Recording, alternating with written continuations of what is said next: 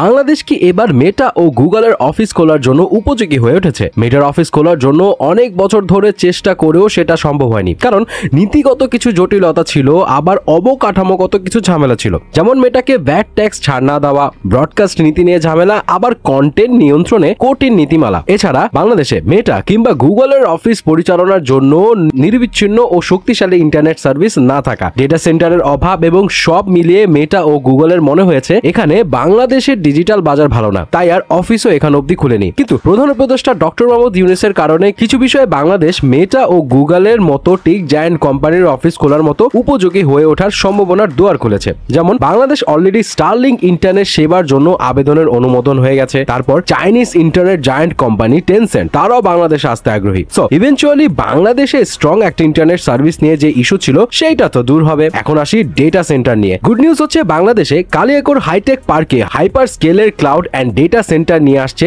OSIRIS group, and এখানে হচ্ছে big জায়ান্টদের জন্য বিশ্বমানের সিকিউর ক্লাউড সেটআপ, যেখানে আসতে পারে মেটা, গুগলের পেলোড। এখন এই পেলোড নিয়ে একটা ইন্টারেস্টিং বিষয় আছে। সহজ ভাষায় পেলোড বলতে মেটা এন্ড গুগলের সেবাগুলো যেমন ফেসবুক, ইনস্টাগ্রাম, হোয়াটসঅ্যাপ, ইউটিউব এগুলা চালানোর জন্য যে ডিজিটাল জিনিসগুলো প্রয়োজন, যেমন বিভিন্ন ধরনের ডেটা, সেগুলোকে বোঝায়। এখন বাংলাদেশের কালিয়াকৈর হাইটেক পার্কে তৈরি হওয়া ডাটা সেন্টারের ফলে অনেক তথ্য সেভ করা যাবে এন্ড মেটা এবং গুগলের সেবা আরো স্মুথলি চালানো যায়। সহজ ভাষায় এখন ফেসবুক বা গুগলের তথ্য যেমন আপনার পোস্ট বা ইউটিউব ভিডিও বিদেশে যেমন সিঙ্গাপুর কিংবা আমেরিকার সার্ভারে থাকে, কিন্তু যদি এগুলো বাংলাদেশের ডেটা সেন্টারে রাখা হয় তাহলে ফেসবুক বা গুগলকে আর বিদেশের সার্ভারের উপর নির্ভর করতে হবে না, তারা বাংলাদেশেই তাদের সেবা চালাতে পারবে। উদাহরণ ধরুন, আপনি ইউটিউব একটা ভিডিও দেখছেন, এই ভিডিও এখন সিঙ্গাপুরে একটা সার্ভার থেকে আসছে, তাই কখনো কখনো লোড হতে একটু সময় লাগে। যদি এই ভিডিওগুলো বাংলাদেশের ডেটা সেন্টারে থাকে তাহলে ভিডিওগুলো অনেক দ্রুত লোড হবে, কারণ তথ্য কাছ থেকে আসবে। এর ফলে যেটা হবে, ইনিশিয়ালি মেটা বা গুগলকে বাংলাদেশে অফিস খুলতে হবে না, তারা কালিয়াকৈর ডেটা সেন্টার ব্যবহার করে তাদের সেবা চালাতে পারবে। বাংলাদেশের ব্যবহারকারীদের জন্য ফেসবুক, ইউটিউব বা গুগলের সেবা দ্রুত